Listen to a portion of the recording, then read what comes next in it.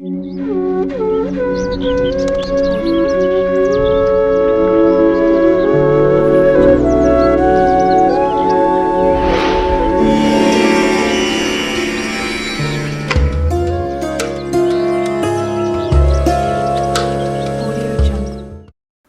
గణాల్లో నందీశ్వరుడికి ప్రముఖ స్థానం ఉంది. నంది శివుడి వాహనం. ఏ శివాలయాల్లోకి వెళ్ళినా అక్కడ ముందుగా కనిపించేది శివుడి ఎదురుగా ఉండే నంది. శివుడికి అభిముఖంగా నంది విగ్రహం దర్శనమిస్తుంది. నందిని శివుడికి ఇష్టమైన సభ్యుడిగా పరిగణిస్తారు. శివయ్య సేవ నంది ఎల్లప్పుడూ సిద్ధంగా చేయడానికి ఉంటాడు. అంతేకాదు శివుడి ద్వారపాలకుడిగా నంది శివుణ్ణి సేవిస్తాడని అంటారు. అందుకనే ఎవరైనా భక్తులు తమ కోరికను నంది చెవిలో చెప్పడం ద్వారా అది నేరుగా శివుడికి చేరుతుంది అంటారు. శివుడికి నందంటే చాలా ప్రేమ. అతడు చెప్పేదంతా వింటాడు. కనుక నందిని ఆరాధించడం విశిష్టమైనది. ఎవరైతే తమ కోరికను నందీశ్వరుడి చెవిలో చెబుతారో ఆ కోరికను శివుడు తప్పకుండా తీరుస్తాడు. పురాణ గ్రంథాల ప్రకారం శివుడు ఎక్కువ సమయం ధ్యానంలో నిమగ్నమై ఉంటాడు.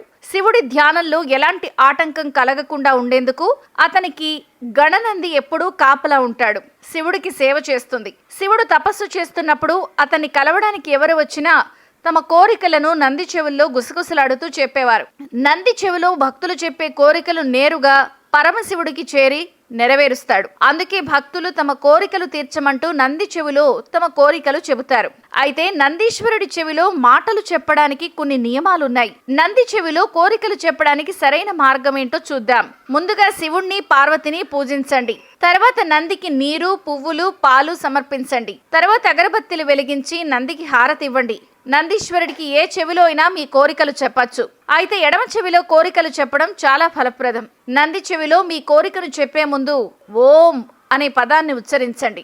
ఇలా చేయడం వల్ల మీ కోరికలు శివుడికి త్వరగా చేరుతాయి. ఇక నంది చెవిలో మీ కోరికలు చెప్పేటప్పుడు ఏ కోరికను కోరబోతున్నారో దానిని మరెవ్వరూ వినకూడదు. అందువల్ల కోరికను చాలా నెమ్మదిగా, స్పష్టంగా నంది చెవిలో చెప్పాలి. కోరికను చెప్పేటప్పుడు మీరు మీ 2 చేతులతో పెదవులను దాచుకోవాలి. తద్వారా మీ కోరికను చెప్తున్న సమయంలో ఇతర వ్యక్తులకు ఆ కోరిక తెలియదు. నందీశ్వరుడికి చెవిలో కోరికలు ఇతరులకు హాని కలిగించాలని లేదా తప్పు చేయాలని కోరుకోవద్దు. ఇతరుల గురించి చెడుగా మాట్లాడకూడదు. మీ కోరిక చెప్పిన తర్వాత ఖచ్చితంగా నందీశ్వర మా కోరిక తీర్చండి అని విజ్ఞప్తి చేయాలి. ఒక సమయంలో ఒక కోరికే. అత్యాశకు పోయి ఒకేసారి అనేక కోరికలు కోరకూడదు.